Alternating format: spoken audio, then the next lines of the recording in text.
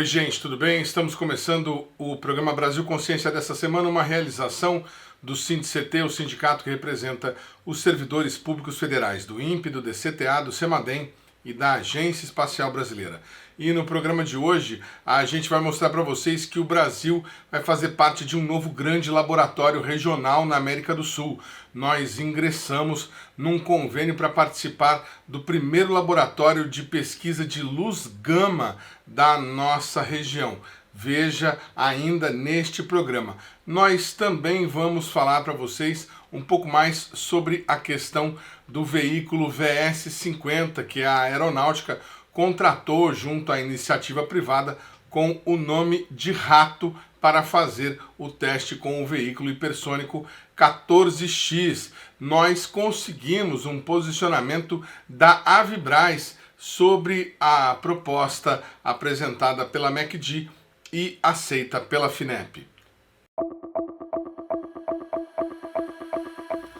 Você que acompanha nosso programa sabe que o motor S50 é um motor derivado do projeto do VLS e que vinha sendo desenvolvido pela Avibraz sob concessão do Instituto de Aeronáutica e Espaço do DCTA para a construção do primeiro lançador de satélites brasileiro, o VLM. Antes do lançamento do VLM, porém, é necessária a realização de testes com uma versão menor do VLM, no caso, o VS-50. Como mostramos aqui no nosso programa, a aeronáutica pretendia usar o VS-50 como veículo de testes para um outro projeto, o 14X, veículo hipersônico que o IEAV, Instituto de Estudos Avançados da Aeronáutica em São José dos Campos, vem estudando desde 2008. Na nossa edição de 2 semanas atrás, mostramos que a aeronáutica desistiu do VS-50 como propulsor para o 14X e que agora contratou via FINEP a empresa MECD para fazer um foguete similar e que, segundo a própria MECD, usará o motor que vinha sendo desenvolvido pela Avibraz. Então, o Rato ele tem a felicidade de atacar 2 projetos ao mesmo tempo, 2 projetos estratégicos da Força Aérea. O primeiro é o 14X, o Scramjet, que vai ali na ponta, que é a carga útil, é o objeto a ser acelerado, e a Força Aérea foi muito feliz em fazer a escolha, e a gente atuou de forma bastante conjunta com a Força Aérea, em colocar um motor que era da preferência da Força Aérea para o programa espacial, que é o S-50. Então, a gente, com uma cajadada só, vai qualificar em voo 2 produtos. O 14X, vai fazer já protótipos dele em voo, né, dando continuidade à última missão, que foi a missão Cruzeiro de 2021, e colocando o motor S-50, qualificando ele em voo, né, que os últimos testes, o último teste foi em bancada, banco de tiro, agora colocando ele também em voo, então com isso a gente consegue não é um projeto importante só para a MECD, mas a gente entende que é um projeto muito importante para o Brasil. O representante da MECD, entrevistado pelo nosso programa, deixou claro que a aprovação da proposta incluía o posicionamento da empresa em ser gestora completamente do projeto, incluindo a construção do próprio motor S-50, e que até equipamentos do IAE que estão na Avibraz atualmente deveriam ser removidos. Com relação ao motor da Avibraz, a gente fez a seguinte análise de conjuntura. O Brasil hoje tem 2 locais que já estiveram operacionais para o carregamento de grandes motores foguetes. Um deles, sabidamente, é a usina Coronel Abner, pertencente ao IAE-DCTA. O segundo é a Avibraz, onde foi feito o carregamento dos motores S-50. Então, seriam os 2 lugares que potencialmente não só a gente, mas todos os consórcios de grandes foguetes pensaram. Então, a MECD também pensou neles. Há um pequeno problema, os 2 não estão operacionais hoje. Eles são 2 locais de grande capacidade, de grande conhecimento, com engenheiros brilhantes, mas, infelizmente, os dois passam por processo de falta de investimento. No caso da Avibraz, a Avibraz está numa situação extremamente delicada, né? Nem cabe a mim comentar muito, que eu não faço parte do processo, mas a MECD apontou uma terceira via nesse processo, que foi a via que foi aprovada pelo FINEP e aprovada pelo Comando Aeronáutico, que é fazer uma nova fábrica de carregamento de motores foguete nas dependências da MECD, em Paraibuna, né, no nosso site ativo, que já tem autorização para isso, onde a gente já faz o carregamento das bombas. Nós vamos subir um segundo galpão ali, em área já delimitada, em área já autorizada pelo Exército Brasileiro, para fazer o carregamento de motores. E por que isso? Para dotar o Brasil novamente de uma fábrica privada operacional de motores foguete no geral. Não só grandes motores, que é o caso do S-50, os demais motores de grande porte do IAE, também a gente também se tornou à disposição para os demais consórcios de foguete para carregar os estágios dos motores dele também, mas carregar calibres menores, foguetes mais de uso militar, 70 milímetros, 122 milímetros, calibres de uso de artilharia no geral. O projeto do motor S-50, ele foi concedido pela Aeronáutica, pelo IAE, à Avibraz. Para que vocês produzam, vocês vão fazer um novo acordo com a Aeronáutica? Essa é a intenção que a gente já demonstrou para a Força Aérea, não só da documentação e do projeto, tá, Edmond, mas também dos ferramentais. Tem muita coisa do IAE que está na Avibraz hoje, que está em comodato, que está em empréstimo para a Avibraz. Então, tudo aquilo que já se viveu e já se projetou, a gente não quer começar do zero, que esse, aliás, o custo e o cronograma não permitem que a gente se dê ao luxo de fazer tudo de novo. Então, já existe muito esforço colocado, é um motor excelente, o S-50, ele é a base do programa espacial, não só para o VLM, mas para as demais versões de lançadores que o Brasil tem no seu projeto. Então, a nossa intenção é justamente partir, pegar os desenhos do S-50, o projeto, os cálculos de dinâmica, os cálculos estruturais, aproveitar todos os relatórios de teste, tudo que foi feito até agora, e continuar daí. Então, os ferramentais, as carretas de transporte, tudo aquilo que já existe, a gente quer fazer novamente uso disso para que a gente possa, né, dado que o recurso do edital é limitado e o recurso foi calculado, né, pelo FINEP e pela Força Aérea, já tendo em mente de que se partiria de onde se fez, isso ficou muito claro para a gente, quando eles orçaram o rato, não era para fazer um motor novo, era para continuar de onde parou. Então, para fazer sentido, a nossa participação, a gente vai continuar com essa estratégia. O que mudou foi a questão da fábrica, que é uma fábrica que se fez necessário para a proposta parar em pé, mas o projeto é o projeto da Força Aérea. Então, a MECD vai estar dando continuidade com assistência constante, a revisão constante da Força Aérea, para que esse motor tenha a cara e o jeito daquilo que eles esperam. Em nota, a assessoria de imprensa da Avibraz informou que o contrato da empresa com o Instituto de Aeronáutica e Espaço referente à produção do motor foguete S-50 continua em vigor. Na nota, a empresa ressaltou ser a única produtora do motor com autorização da Aeronáutica e enalteceu as características técnicas do produto que ela deveria ter condições de entregar. O contrato da Aeronáutica com a Avibraz para o motor S-50 prevê a construção inicial de 6 unidades, que seriam usadas nos testes de bancada, nos testes com o VS-50 e, posteriormente, com o teste final do VLM. Segundo a nota da Avibraz, o motor representa uma etapa determinante para a conclusão do veículo lançador de microsatélites. A Avibraz e a Aeronáutica estão empenhadas em garantir o sucesso do projeto, conclui a nota. Muito bem, daqui a pouquinho no nosso programa, posicionamento de uma das lideranças do governo no Congresso sobre a tramitação do projeto do deputado Guilherme Boulos, que pode desapropriar a Avibraz, e também sobre as negociações conduzidas pelo BNDES para que a empresa seja assumida por um grupo de empresas brasileiras. É ainda neste programa. Mas, enquanto isso, os trabalhadores da Avibraz continuam amargando um período de muita dificuldade. A greve na empresa completou 700 dias no último mês de agosto. E a gente traz agora para vocês um vídeo produzido pelo Sindicato dos Metalúrgicos de São José dos Campos sobre a questão. Veja.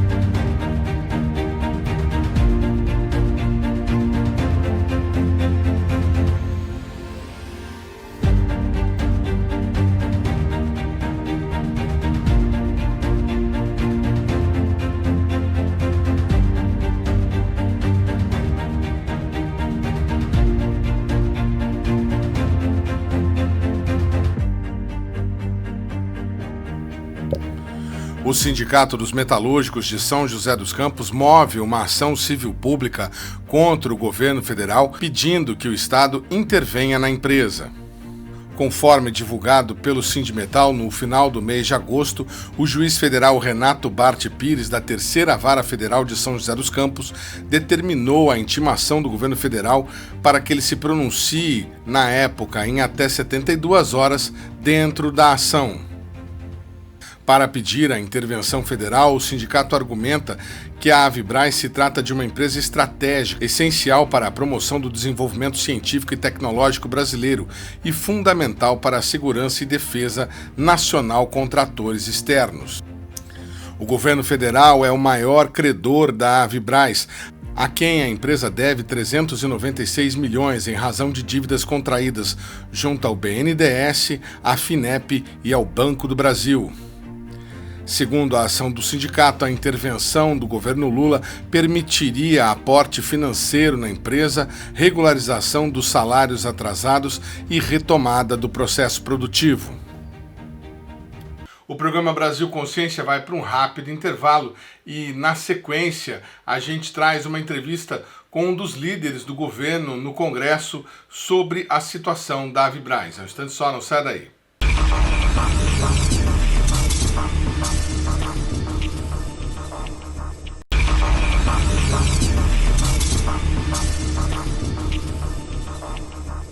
Muito bem, vamos tentar saber agora um pouco de como está dentro do governo a expectativa para a solução do problema da Avibraz. Vamos conversar então diretamente de Brasília, que gentilmente aceitou nos atender, com um dos líderes do governo, o deputado Carlos Zaratini. Muito bom dia, deputado, obrigado por você ter atendido ao nosso convite. Houve na semana passada a divulgação de uma informação pela CNN de que o governo articula via BNDES a formação de um pool de empresas para tentar assumir e gerenciar a Avibraz. Até onde essa iniciativa já chegou aí ao parlamento?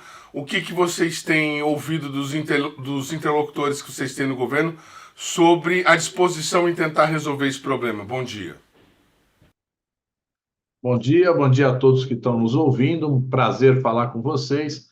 Bom, a situação da Avibraz é uma situação bastante complexa, né? E começa pelo fato do que o seu proprietário dificulta muito a transferência do controle da empresa e nenhuma outra empresa vai aceitar assumir dívidas tão altas como tem a Avibraz, né, sem ter as condições de controle total, né? A gente viu uma ação de uma empresa australiana que veio anunciando que tinha interesse, pegou uma carta que deu-lhe direitos de prioridade nessa compra, né? Na minha opinião, isso foi uma ação principalmente do lado dos norte-americanos, no sentido de bloquear que outras empresas chegassem, né? Essa empresa australiana não tem condição nenhuma de efetuar essa compra. A gente viu também interesse de uma empresa chinesa em adquirir a Avibraz, né? E isso sim nos pareceu que tinha interesses reais, mas por parte do... Aí entra o jogo geopolítico internacional, né? Porque aí da parte dos norte-americanos tem o interesse contrário, né? De que a China não entre tanto no mercado produtor brasileiro, como detenha uma tecnologia que é uma tecnologia importante, que é a tecnologia que a Avibraz detém, né? A propulsão de mísseis, de foguetes, enfim, todo o sistema que eles já têm conhecimento pleno. E isso, logicamente, entre aspas, veto norte-americano também preocupou os militares brasileiros, que têm uma relação histórica com os Estados Unidos, né? Todas as nossas forças armadas têm uma relação muito umbilical com os militares norte-americanos, né? Isso é uma coisa que, enfim, a gente vai ter que trabalhar muito para que isso seja modificado, né? E nos permita ter um outro nível de abertura. Bom, e a terceira questão é a possibilidade do BNDES capitanear uma série de empresas, né, para que a gente dê o salto à frente e consiga, de fato, recuperar a Vibraz, né? Eu conversei com pessoas representantes de fundos, né, que têm interesse, né, mas o problema todo é garantir o quê? Que, de fato, as compras, né, foram anunciadas, compras do Catar, né, uma compra grande do Catar, uma compra do próprio Exército Brasileiro, sejam garantidas, né? Então, essas compras fariam com que a empresa tivesse condições de produzir e com um destino já garantido, né? Então, principalmente o Exército Brasileiro dando o ok de que estaria efetuando essa compra, que é pequena, mas ela já serviria para reativar. E o Catar dando uma outra garantia de compra também, isso já seria um ponto de partida importante. E teria que haver também algum aporte de capital, né, para que a empresa voltasse a funcionar. Além, evidentemente, de um acordo com os trabalhadores, né, no sentido de que haja garantia do pagamento dos salários para frente, né, e um acordo em relação ao para trás, né, ao que os trabalhadores têm a receber de todo o período que eles têm os salários atrasados, né? Normalmente, nesses casos, a própria justiça já determina um parcelamento, né, desse atrasado. Então, e eu acho também que os trabalhadores não se oporiam a uma solução em que eles tivessem garantia de receber corretamente os seus salários mês a mês e tenham um projeto, um plano de recuperação daquilo que ficou não pago, né? Então, é uma solução complexa, mas eu acho que o BNDES tem condições de encaminhar isso. Nesse interim, enquanto as empresas Norinco e a Defenditex faziam as propostas, enquanto tudo isso acontecia, nós tivemos aí uma decisão judicial mediante uma liminar do sindicato para que o governo estabeleça em 72 horas aponte caminhos para a solução. Além disso, nós tivemos também, 2 semanas antes, o ingresso por meio do deputado Guilherme Boulos de um projeto de lei no sentido de desapropriar a Vibraz. Eu estou usando o termo desapropriar porque é o termo que consta no projeto de lei. Como é que vocês viram essas duas iniciativas? Houve discussão a respeito do projeto do Guilherme Boulos? Olha, lógico, eu acho que a proposta do Boulos é a proposta ideal, né? Que se a gente crie que a gente tenha uma empresa efetiva da, sob, sob comando do governo brasileiro. Eu acho um pouco difícil, porque a gente tem uma limitação orçamentária violenta, né? O arcabouço, o famoso arcabouço fiscal, ele põe uma restrição violenta nos gastos do governo. Nós estamos vendo que o governo teve que fazer contingenciamentos bilionários, né, de áreas importantes da educação, da saúde, então, da própria defesa. Então, é um pouco, eu acho assim, é um pouco não que eu não sou contra, eu sou a favor, mas eu acho um pouco irreal a gente caminhar por aí agora. Porque nós precisamos de uma solução imediata, a mais imediata possível, porque vai se acumulando um passivo. Então, é necessário resolver esse problema com agilidade. Essa discussão de conseguir recursos para fazer a desapropriação, para fazer o. Porque, lógico, se o governo fizer isso, ele tem que pagar os trabalhadores, né? Ele tem que ter. Então, é lógico que isso vai levar a uma solução que tem que ter disponibilidade de caixa imediata, né? Não me parece que isso seja possível na situação financeira que se encontra o governo. Deputado, o senhor falou na resposta anterior sobre a questão da geopolítica mundial, né? E nesse momento a gente tem o governo brasileiro muito afinado, muito próximo de chegar a um acordo com os indianos para o fornecimento, inclusive, de mísseis, né? E em outra frente, a gente tem o que o senhor chamou de embargo norte-americano para a venda da Avibraz aos chineses. A informação da CNN é que a venda para os chineses não seria positiva, porque depois nós teríamos dificuldade de vender equipamentos bélicos para países que não sejam da OTAN. No caso, o senhor já está colocando uma questão além, né? Não há o interesse dos norte-americanos de que a China esteja aqui dentro do que eles consideram o quintal deles. E para nós, brasileiros, qual que é a opinião do senhor? Qual que é o melhor lado que nós deveríamos estar nessa ultrapolarização que tem se desenhado atualmente no mundo, Estados Unidos e China? Nós já não estamos do lado do chinês? Não, ainda não, né? Nós estamos. O Brasil sempre teve uma diplomacia que buscou sair fora da polarização, né? De ter relações com a China, com a Rússia e com os Estados Unidos, como historicamente sempre teve. A relação com os Estados Unidos é a relação principal do Brasil, pela própria história, pelo fato de que durante décadas a China e a Rússia ficaram distantes do Brasil, né? Agora nós estamos vivendo um novo mundo, uma nova situação, onde, por exemplo, o Brasil participa dos BRICS, com a China e com a Rússia, né? E com a Índia, né?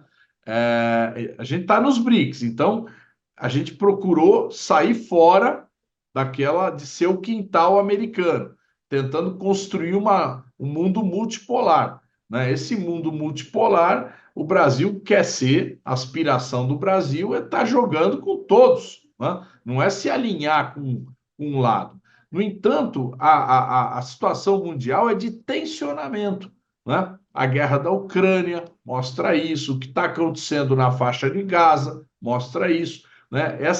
Esse esgarçamento, essa polarização que, em boa medida, representa a perda de importância dos Estados Unidos no contexto mundial, dada a ascensão principalmente da China, mas também da Índia, né? E, de certa forma, da Rússia, né? Em terceiro posto. Então, os Estados Unidos tenta restabelecer um novo patamar de relacionamento no mundo. E o Brasil fica no meio, né? Fica ali para onde que vai, todo mundo puxando para um lado e o Brasil tentando manter sua posição de multipolaridade. Nós vamos ter agora no G20 a visita aqui do Xi Jinping, né? Que vai vir aqui exatamente discutir a questão da Rota da Seda, né? A China quer que o Brasil participe da Rota da Seda. Ao mesmo tempo, os Estados Unidos ficam profundamente incomodados com isso. Ao que me parece, o encaminhamento que o presidente Lula vai dar é exatamente de estreitar as relações com a China, né? Mas isso sempre com muita mediação, com muita, vamos dizer assim, cautela, né? A pergunta que eu fiz ao senhor, deputado, o senhor inclusive mencionou na resposta, é justamente porque o Brasil hoje, além de ser parceiro da China nos BRICS, que tem sido aí um conglomerado alternativo ao FMI, até mais poderoso que o próprio FMI, o Brasil tem na China o seu grande parceiro comercial, né? A China compra da gente muito mais do que nós vendemos para ele. O resultado da balança comercial é superavitário há muito tempo, enquanto os Estados Unidos exigem, além de nos fazer bastante veto em diversas ações, boicotes e tudo mais, eles exigem a reciprocidade da balança comercial. Então, nós acabamos, a nossa balança com eles é deficitária há 14 anos, nós acabamos comprando muito mais do que vendemos.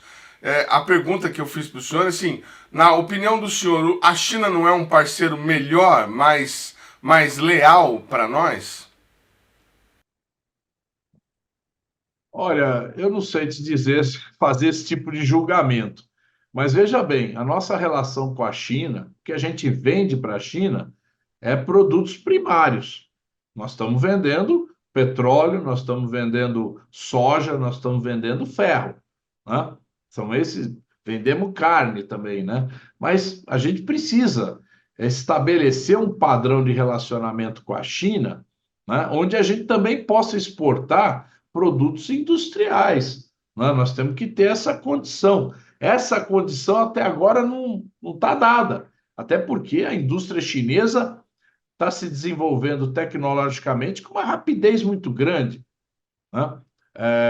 Por exemplo, nós estamos sendo grandes importadores de carros elétricos, né? A quantidade de carros elétricos chineses entrando no Brasil deu um salto gigantesco. Agora, isso vem de que forma? Nós queremos que eles instalem uma indústria de carros elétricos aqui, mas até agora isso não se efetivou. Então, veja bem, a gente quer ter uma relação onde haja transferência de tecnologia para o Brasil, que o Brasil possa exportar para a China produtos industriais, que a gente não fique parado aí nos produtos de produtos básicos. Então, nós precisamos mudar um pouco esse padrão de relacionamento com a China também, né? Apesar de que o diálogo com a China é um diálogo bom, mas a gente precisa almejar sempre um desenvolvimento tecnológico, um desenvolvimento industrial do nosso país. E a expectativa que vocês têm, que o governo tem, que o governo transmite a vocês no Congresso, é de que essa reunião do G20 pode alavancar isso. Com certeza, nós vamos ter uma reunião importantíssima do G20. O Brasil já está apontando questões importantes para o debate, a questão da transição ecológica, a questão da distribuição de renda, né, da redução da desigualdade, da tributação dos capitais que transitam pelo mundo, né? Então, o Brasil está apontando, está pautando um G20 muito importante. E eu acho que nós vamos ter um resultado grande. E, lógico, as bilaterais que o governo vai fazer, especialmente com a China, vão ter destaque também nesse processo. Eu quero agradecer demais a participação do deputado Carlos Zaratini, vice-líder do governo no Congresso, aqui no nosso programa. Obrigado pelas informações, viu, deputado? Eu te agradeço e uma boa tarde a todos e todas que nos ouviram. O programa Brasil Consciência vai para um rápido intervalo, mas na sequência você confere a entrada do Brasil no primeiro laboratório de luz gama da América do Sul. É um instante só, não saia daí.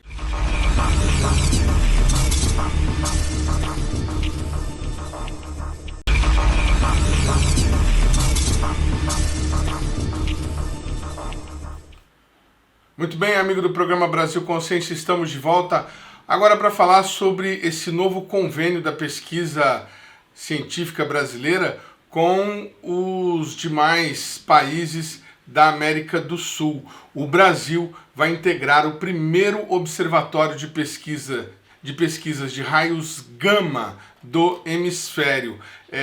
O local para a instalação desse novo parque é o Parque Astronômico do Atacama, no norte do Chile, e o observatório vai ser chamado de Observatório Austral de Raios Gama de Amplo Campo de Visão. O Brasil será um dos cofundadores. Para falar sobre esse assunto, a gente está aqui com o doutor em Física Ulisses Barres de Almeida, que é do CBPF, do Centro Brasileiro de Pesquisas do Centro Brasileiro de Pesquisas Físicas, do CBPF, me perdoem. E ele vai conversar com a gente sobre esse projeto que o Brasil passa a integrar. A construção do novo centro começa no ano que vem. Boa tarde, doutor. Obrigado por você ter atendido ao nosso convite. Primeiro, eu queria que você explicasse aí para o nosso telespectador. A gente tem um público bastante interessado, mas nem todo mundo é tão bom em física assim. O que seriam esses raios gama, doutor? Boa tarde. Boa tarde, é um prazer estar aqui com vocês, Edmond. Os raios gama são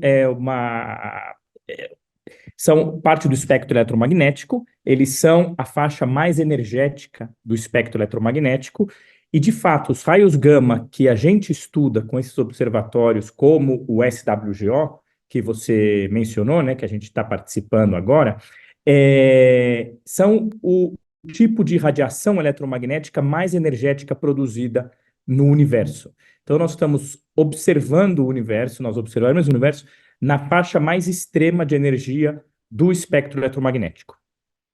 Muito bacana. E como é que foi a incursão do Brasil nesse projeto? O Brasil já tem algumas colaborações com laboratórios instalados no Chile, como telescópios. Como é que se deu mais esse acordo, professor? Então, o Brasil tem uma enormidade de convênios e participação em observatórios no Chile, mas também em outros lugares do mundo, né?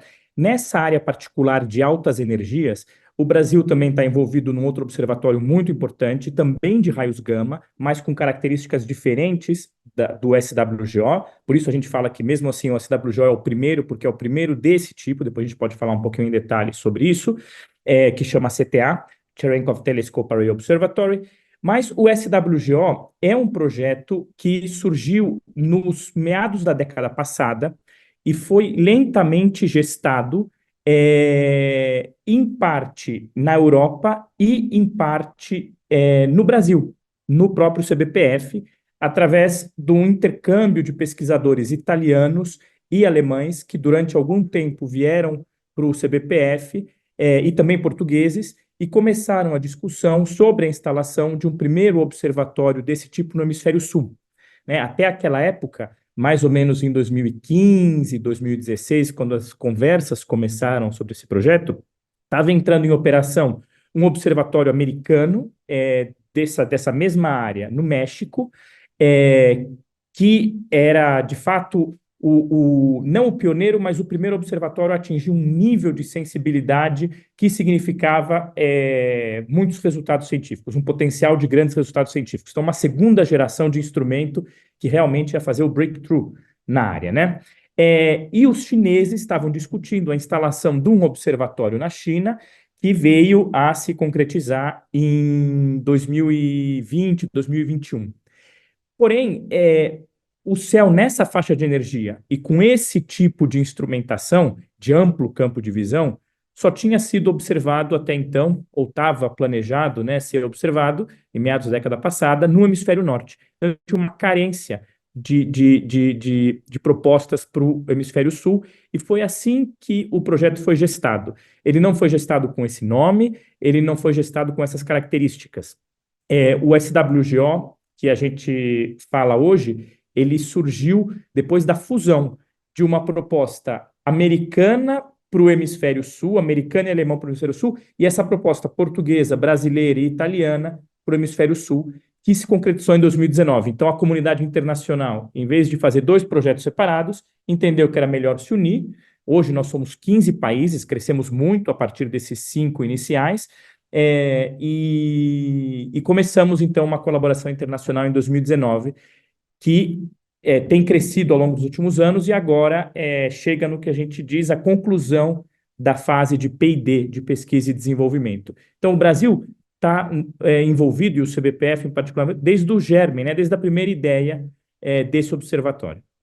Muito bacana, e olha algumas características interessantes. O laboratório, o SWGO, como o doutor citou, vai ser instalado numa altitude de 4.770 metros.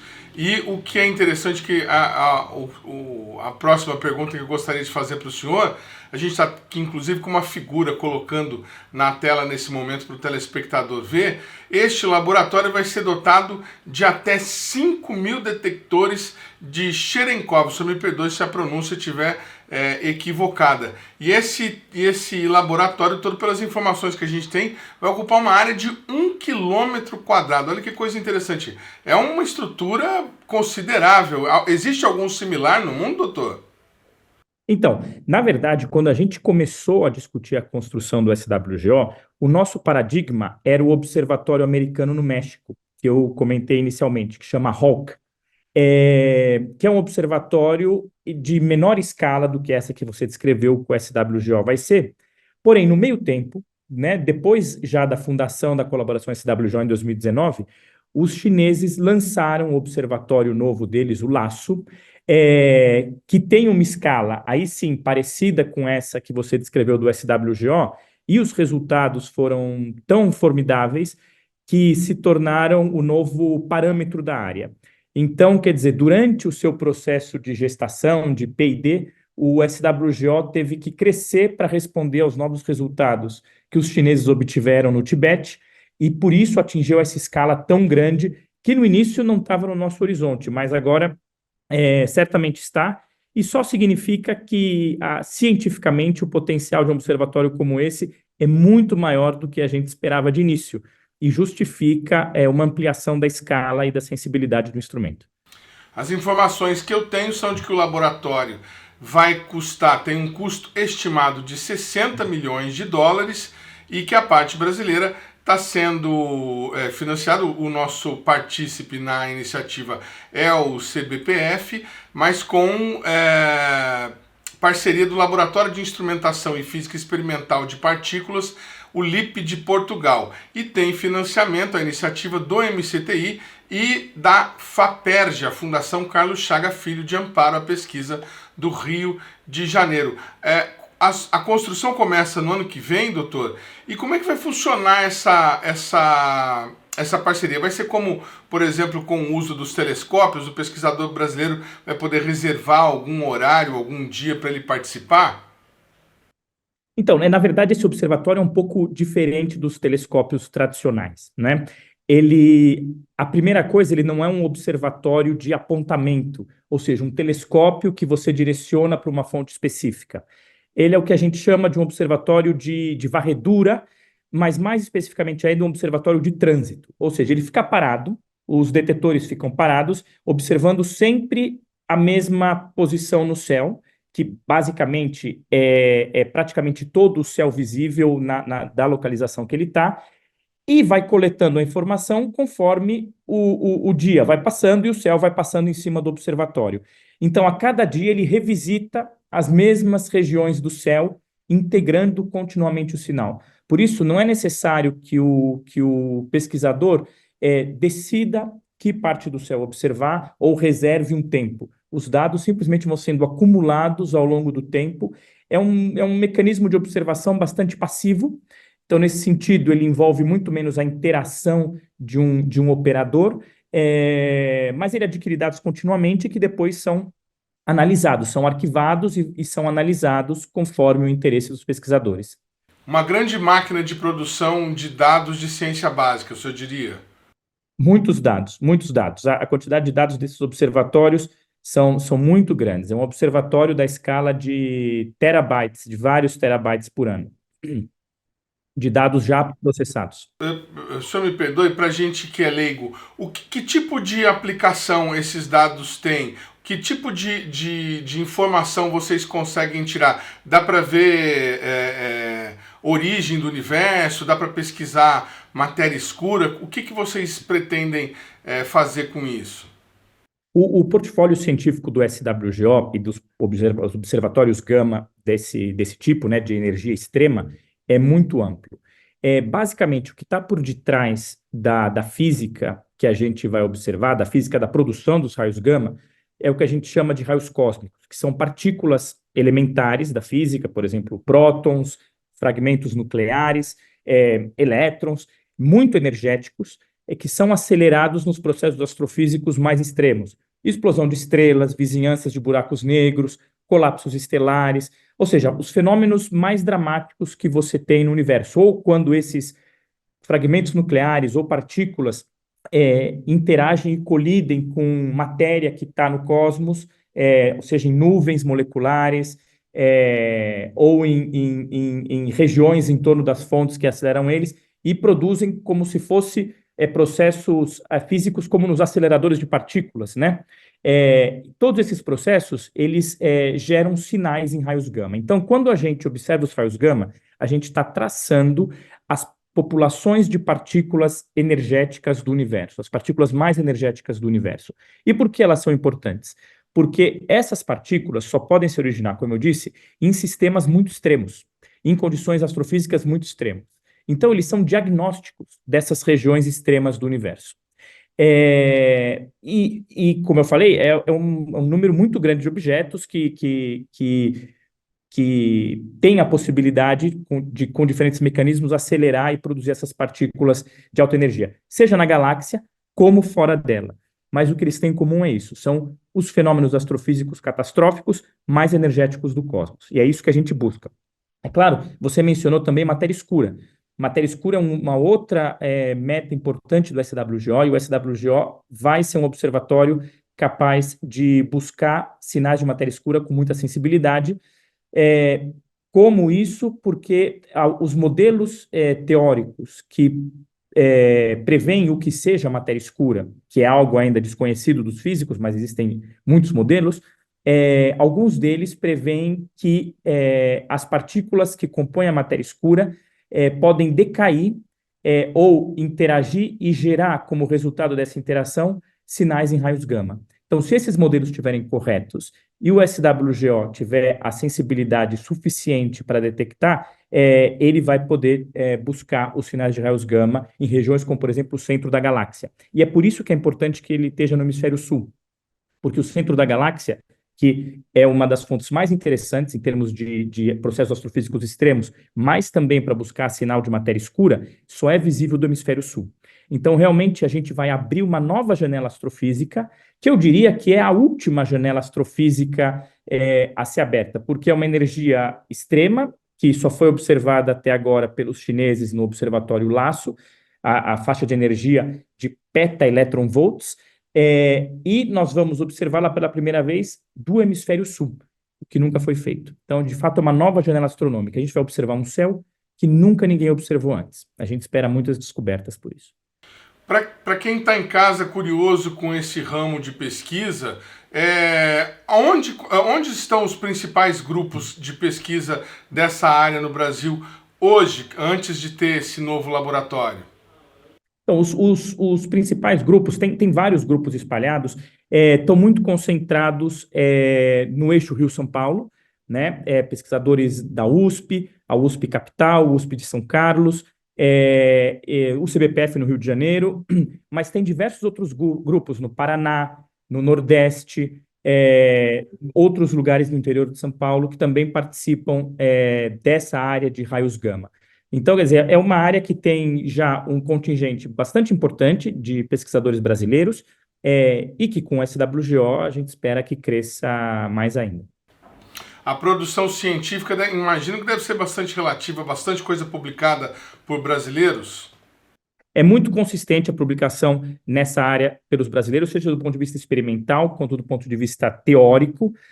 Hoje o Brasil também produz instrumentação, nós desenvolvemos detetores para esse observatório, outros grupos desenvolvem também instrumentação para outros experimentos relacionados, né, à área. Então, não só produção científica pura, digamos assim, resultados científicos, mas também instrumentação científica que depois tem spin-offs com a indústria, envolvem a indústria, o que significa um alto grau de maturidade da comunidade. Interessante, o senhor falou, os detetores desse laboratório que vai começar a ser construído, esse novo laboratório, vão ser feitos aqui também? Vão ser feitos aqui também. Nós, como é comum nessas grandes colaborações internacionais, durante a fase de pesquisa e desenvolvimento, os diversos grupos no mundo, que são dezenas de institutos, fazem propostas e desenvolvem propostas para o que comporá, né, o que será o detetor do observatório. E nós fizemos a proposta para um dos detetores do observatório e essa proposta está indo adiante. Então, provavelmente, o Brasil vai ser um dos fornecedores dos detetores do SWGO com tecnologia desenvolvida no Brasil, no CBPF, em parceria com o Instituto LIP de Portugal, que foi mencionado anteriormente, e envolvendo a indústria brasileira.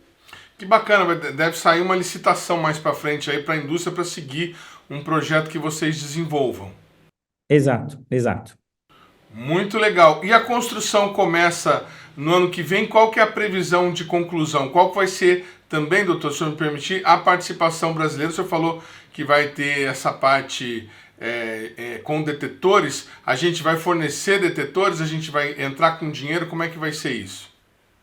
Então, agora nós estamos no momento de finalizar o P&D do observatório, então nós decidimos o sítio de instalação, nós temos que consolidar a tecnologia que vai ser usada, então definir exatamente as características dos detetores, os tipos de detetores que vão ser admitidos no observatório, né, na sua forma final. Obviamente sempre tem ajustes depois, porque as coisas têm que ser testadas em altitude, né, por enquanto são desenvolvimentos de laboratório, mas a cara geral do observatório vai ser definida, e vai se começar o processo de pedido de financiamento, que todos os países membros vão fazer em paralelo, e é um processo longo, de meses, muitos meses, às vezes até alguns anos, para os recursos serem conseguidos.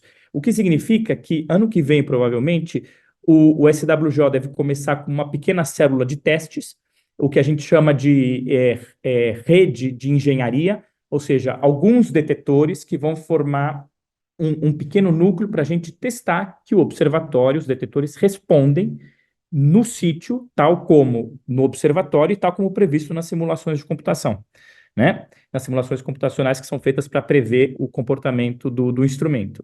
Então, enquanto a gente pede recursos grandes para a construção, faz-se esse array de engenharia, essa rede de engenharia, para ajustar os detalhes do instrumento.